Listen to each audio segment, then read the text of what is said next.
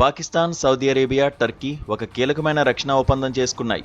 ఈ త్రైపాక్షిక ఒప్పందం ప్రకారం వీటిలో ఏ దేశం మీద శత్రువు దాడి చేసినా తమపై జరిగిన ఉమ్మడి దాడిగానే ఈ దేశాలు పరిగణిస్తాయి. సౌదీ పర్యటనలో ఉన్న పాకిస్తాన్ ప్రధాని షహబాజ్ షరీఫ్, సౌదీ యువరాజు మహమ్మద్ బిన్ సల్మాన్, తుర్కియే అధ్యక్షుడు ఎర్డోగాన్ పవిత్ర మక్కా నగరంలో ఈ మక్కా జాయింట్ డిఫెన్స్ అగ్రిమెంట్ మీద సంతకాలు చేశారు. పాకిస్తాన్ ఆర్మీ చీఫ్ ఆసిమ్ మునీర్ బృందం కూడా షరీఫ్కు తోడుగా అక్కడే ఉంది.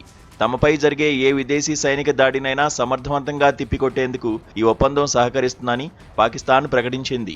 ఈ పరిణామాన్ని నిశితంగా గమనిస్తున్నట్టు భారత్ ఓ ప్రకటన చేసింది.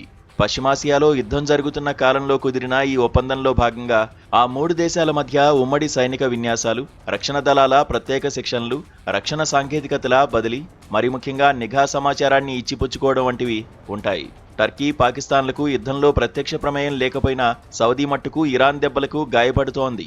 ప్రధానంగా సౌదీలోని అమెరికా సైనిక స్థావరాలే లక్ష్యంగా ఇరాన్ దాడులు చేస్తుంటే సౌదీ మౌలిక సదుపాయాలు, చమురు క్షేత్రాల మీద హౌతీ, హిజ్బుల్లా వంటి ఇరాన్ మిత్రశక్తులు క్షిపణులు, డ్రోన్లతో విరుచుకుపడుతున్నాయి. ఈ పరిస్థితుల్లో సౌదీ తన రక్షణ ఛత్రాన్ని విస్తరించాలని నిర్ణయించుకుంది.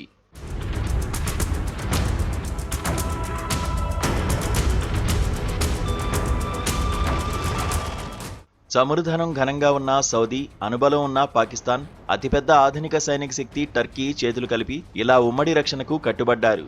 గతేడాది సెప్టెంబర్లో ఖతార్ రాజధాని దోహా మీద ఇజ్రాయెల్ దాడి జరిగిన వెంటనే పాకిస్తాన్, సౌదీ ఇదే తరహా రక్షణ ఒప్పందం చేసుకున్నాయి. నాటో, టర్కీ చేరికతో ఇప్పుడు దీన్ని ఇస్లామిక్ నాటోగా కొందరు విశ్లేషకులు అభివర్ణిస్తున్నారు. ఒకరిని కొడితే అందరినీ కొట్టినట్టేనంటూ ఆర్టికల్ 5లో నాటో రాసుకుంది. ప్రస్తుతానికి ఈ మక్కా ఒప్పందానికి నాటో లక్షణాలేమీ లేకపోయినా రాబోయే కాలంలో ఈజిప్ట్, జోర్డాన్ ఇత్యాది గల్ఫ్ దేశాలను కూడా చేర్చుకుని వ్యవస్థీకృత ఏర్పాట్లతో ఇది విస్తరిస్తుందన్న ఊహాగానాలు ఈ వ్యాఖ్యకు కారణం కావచ్చు. యుద్ధం నిరవధికంగా సాగుతున్న తరుణంలో తన భద్రత విషయంలో పూర్తిగా అమెరికాను నమ్ముకుని ఊరుకోవడం సరిపోదని కూడా సౌదీ భావించినట్టుంది. షియా ఆధిపత్య ఇరాన్కు వ్యతిరేకంగా ఒక శక్తివంతమైన సున్నీ భద్రతా కూటమి ఏర్పడుతోందని కూడా ఈ పరిణామంపై విశ్లేషకులు వ్యాఖ్యానిస్తున్నారు. ఒక శక్తివంతమైన సున్నీ భద్రతా కూటమి ఏర్పడుతోందని కూడా ఈ పరిణామంపై విశ్లేషకులు వ్యాఖ్యానిస్తున్నారు.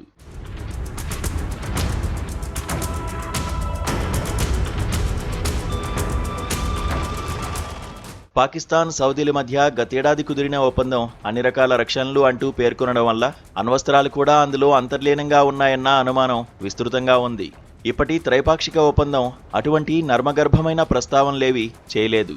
ఒక సుదీర్ఘ ప్రకటన వినా ఈ ఒప్పందం పూర్తి పాఠం బయటకు తెలియదు కనుక ఈ భాగస్వామ్యం విస్తృతి ఎంత, ఈ పరస్పర సహకారం ఏ ఏ పరిస్థితుల్లో వర్తిస్తుంది, దాని భౌగోళిక పరిమితులు ఏమిటి ఇత్యాది కీలక విషయాలపై పలు ప్రశ్నలు మిగిలే ఉన్నాయి. ప్రపంచంలో రక్షణ మీద అత్యధికంగా ఖర్చు చేసే దేశాల్లో ఒకటైన సౌదీ అరేబియాకు ఈ కాగితపు ఒప్పందం వల్ల క్షేత్రస్థాయిలో ఎంత భద్రత సమకూరుతుందో తెలియదు కానీ ఏటా $70 బిలియన్ పైగా రక్షణ ఖర్చు చేస్తున్న సౌదీని ఇలా ఆదుకునే పేరిట మిగతా రెండు దేశాలకు ఎంతో ప్రయోజనం కలుగుతోంది.